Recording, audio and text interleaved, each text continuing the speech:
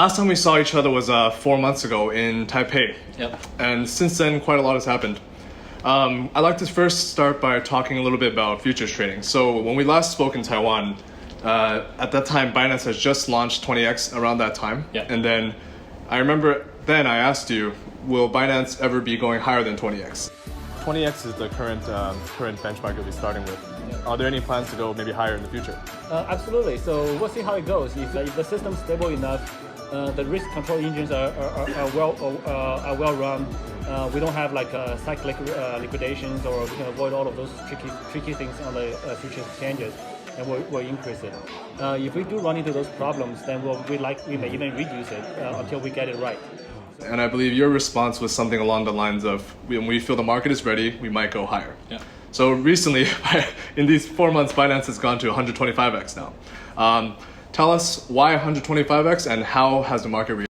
We haven't really launched the platform. We're just planning to launch. Mm-hmm. When you launch a brand new futures platform, we're not sure what the liquidity is. We're not sure how big we are.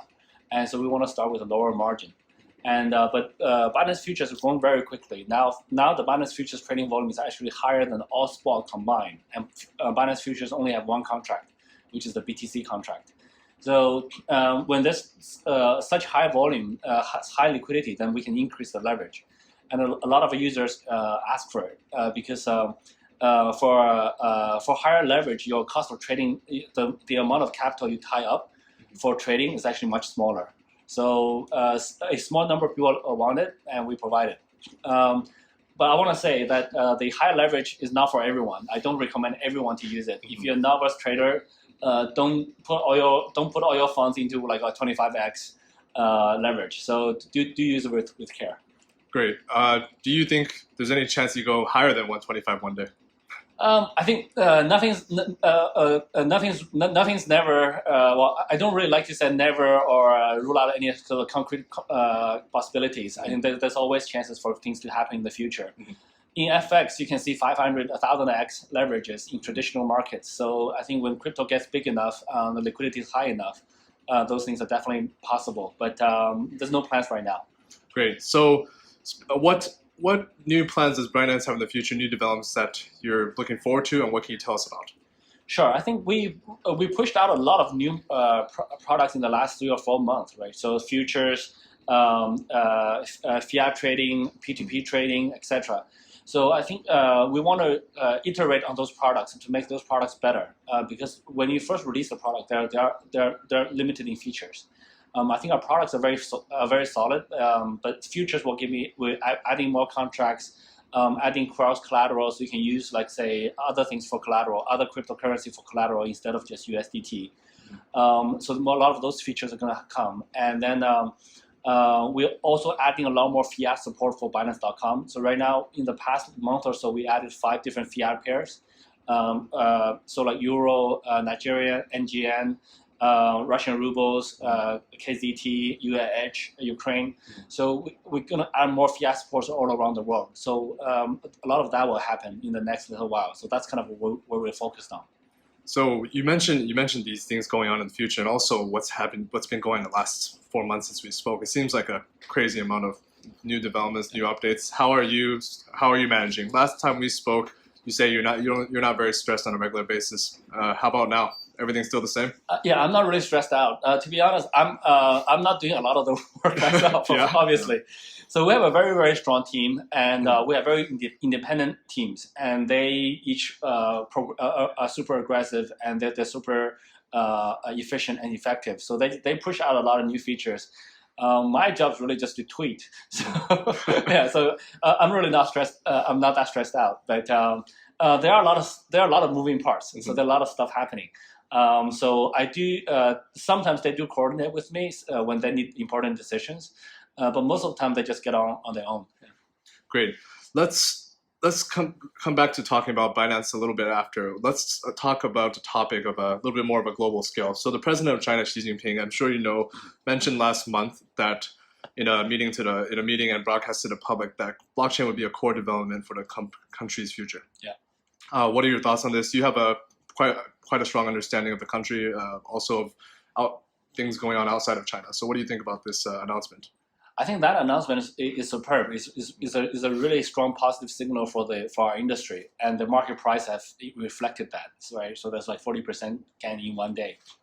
I think basically the the detailed message is China's going to be very active on blockchain development, and they're going to be supported from top level government all the way down to like at various different levels of government. They have full support now.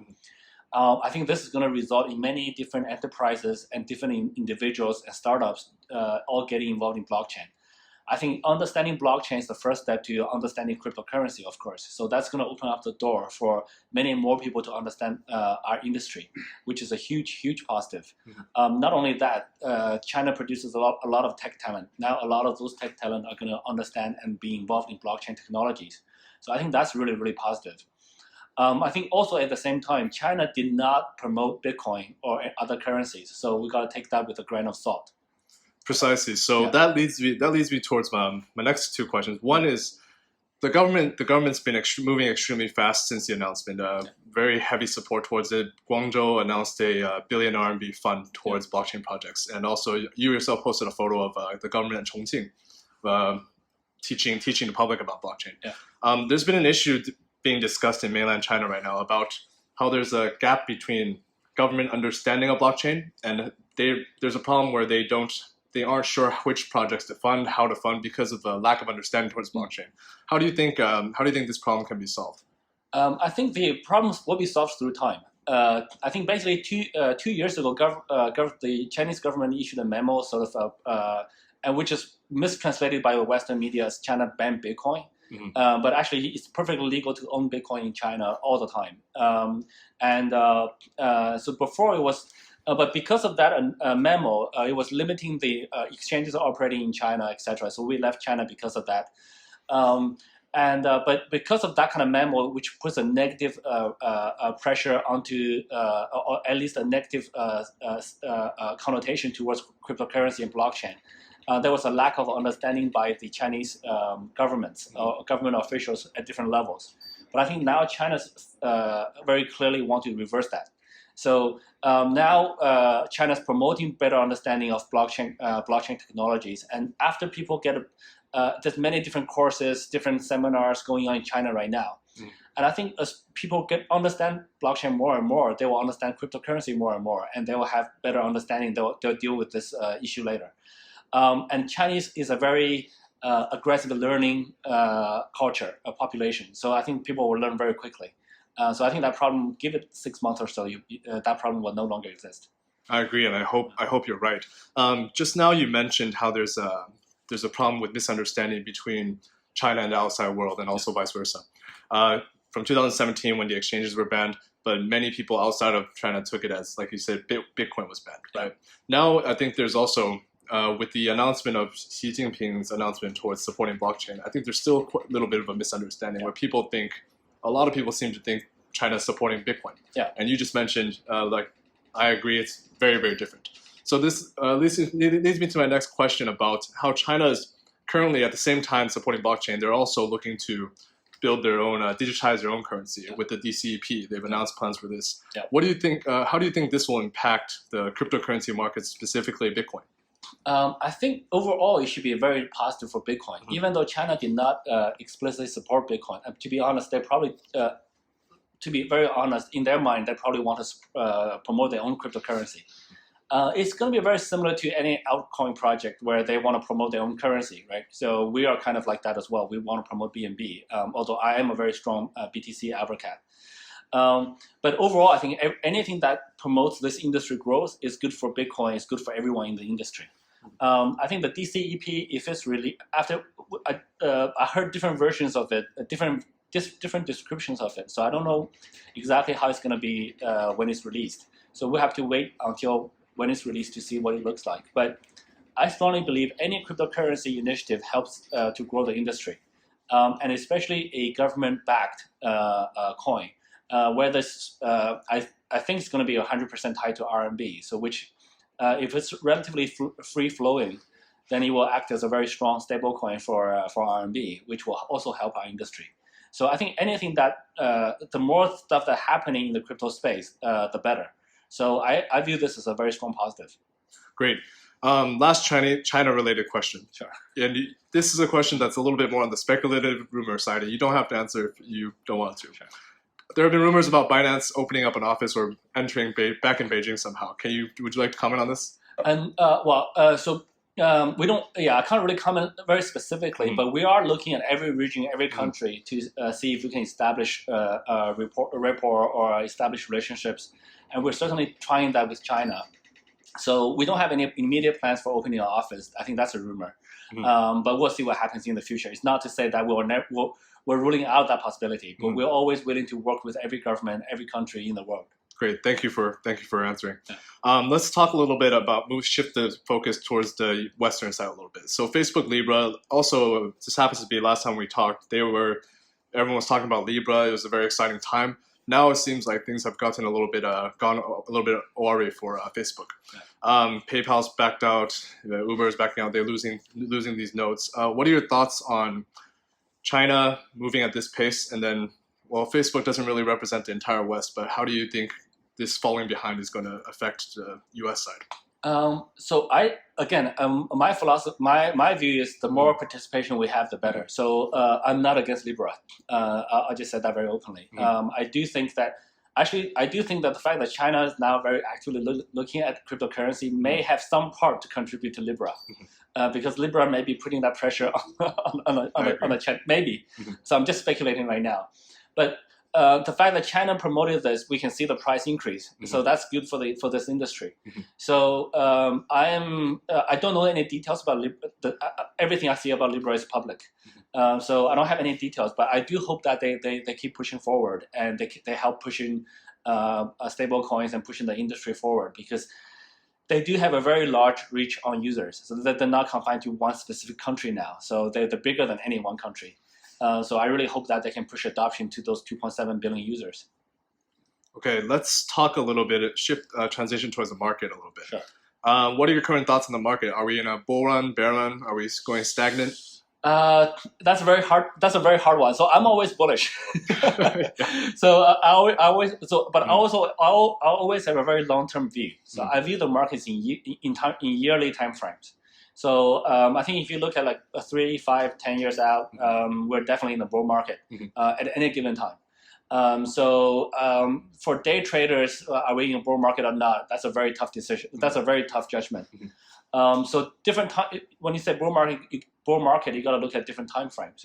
So I'm very bullish about the industry over the long run. So this is why I'm spending all my time in this industry, try to grow it and making my little contributions. So I'm bullish. So but just even short term, based on most data that we see, like even on daily or weekly data, all the data are recovering. So the number of registrations, the number of trading, etc. All of that all of those data are indicating we're probably recovering. But again, that's very subjective, very hard to say. Yeah. Great. So right now, you mentioned earlier that a lot of the volume for futures trading and leverage trading has surpassed all spot trading combined. And I saw you recently posted that too. Do you think, and this has certainly been a trend in the last few months in the market, and Binance has certainly shown through Binance and also other exchanges too, especially through Binance, where it's picked up very quickly since launching. Do you think that this will be a continuing trend in the future, where people gravitate more towards leverage trading than spot trading? I think for the serious traders, yes. I think basically, if you look at the traditional markets, there's higher trading volume on derivatives trading. And trading on futures is much cheaper from a cost perspective, from a capital requirement perspective. So most of the serious professional traders will trade off using leverage. So I think we'll see that happening. Of course, there's always the requirement for spot exchanges where there are just sort of novice, newer traders who just want to buy and hold. So that's always going to be there as well. But I think in terms of trading volume, the derivative markets will be larger. Great. We thank you for sharing that. We congratulate you on Binance's success for that. I hope it continues to go well. Thank you. We're quickly reaching the end of the year, and the end of the year tends to be a time, I guess, with human-ish, where people tend to talk a lot, speculate about how we might end the year. How do you think 2019 will end? Yeah, that's a short-term prediction. That's very difficult to. So yeah, I can't predict the price, but we have seen in the past there's many bull runs in between October and December, even in traditional financial markets. And then, but I think this year has been right now it's a very positive momentum right now because China's promoting adopting blockchain. Alibaba's doing something in the U.S. With Bitcoin today. You can pay for Airbnb using Bitcoin now with a partnership they made with Fold, and different countries are looking at adopting cryptocurrency. So compared to 2 years ago, now there's no question that every country is adopting cryptocurrency. So that's a super positive sign. So I think, at least I hope that end of this year we'll see a very positive, strong growth in this industry. I hope so too. You say you can't predict much for the last month of the year, but where do you think what will Binance look like end of next year? Maybe the next time we talk in 2020.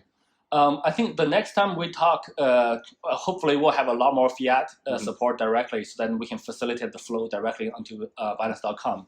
I'm hoping our futures product will have more pairs, more features like cross collateral and other features, and then let's hope that we will be able to service more users. Great. Now that we've got to most of the industry and serious questions out of the way, we have a few quick fun questions, more casual for you. First question: what's something that people may not know about CZ? I do sleep. Yeah, so I sleep regularly. I sleep 6-7 hours a day, mostly pretty regularly. But I do tweet before I sleep, and I usually tweet again when I wake up, so people kind of think I don't sleep. We do see you on Twitter a lot. Yeah. Next question. So technology is moving very, very fast with not only with blockchain, also with AI, facial recognition, Internet of Things. Is there anything about the future of technology that scares you or worries you? I think so, yeah. Technology is moving at such a fast pace. AI is pretty scary. I think but it's not going to stop. Like the technology advancement is going to continue. So I think we want to look at ways to better evolve AI, to learn about it. And I think the best way is not to be scared of it and not do it. It's actually to be involved and do it in a more responsible way. I think about biology or biotech is a very big area that we don't really understand ourselves that well, to be honest. So that's another area that I think is very interesting. But right now, I don't have bandwidth to look at those areas. I'm still focused on crypto. Understood. Yeah. So about crypto, brings me to my next question. What about the crypto or blockchain industry do you find ridiculous, outrageous, or funny, or something that bothers you? Of course, crypto Twitter, right? Yeah. So we're living so basically there's a side effect there's a downside to decentralization. Anybody can do anything. So that's I'm actually, that doesn't annoy me that much. I fully come to terms with it. But sometimes I see a lot of other people who get really annoyed. So people get debating on Twitter. I see it. I'm just like, oh, that's just part of decentralization. You're gonna get that. And also, you're going to get things that you don't like in decentralization. So people acting in certain ways that you don't like, but that's decentralization, right? And also, another further step with that, sometimes people actually ask for intervention in decentralized world. So they think, hey, CZ, you should block this thing. You should do something about this. I'm like, well, welcome to decentralization, right? You can't really ask for centralized intervention when you want to promote decentralization. So that's some of those aspects of it, but I understand it pretty well now. So those things rarely bother me, and I don't really get fussed up about those kind of things. Good answer. You recently posted right before this conference some tips on how to best communicate with you. So we were curious. Do you have any funny or amusing stories of how someone has reached out to you or pitched you? Yeah, I get it all the time. Like most people coming up to me are pitching projects. So they think talking to me will get a project list. Either we will invest or list on Binance.com. But actually, I'm not really involved in that side of things.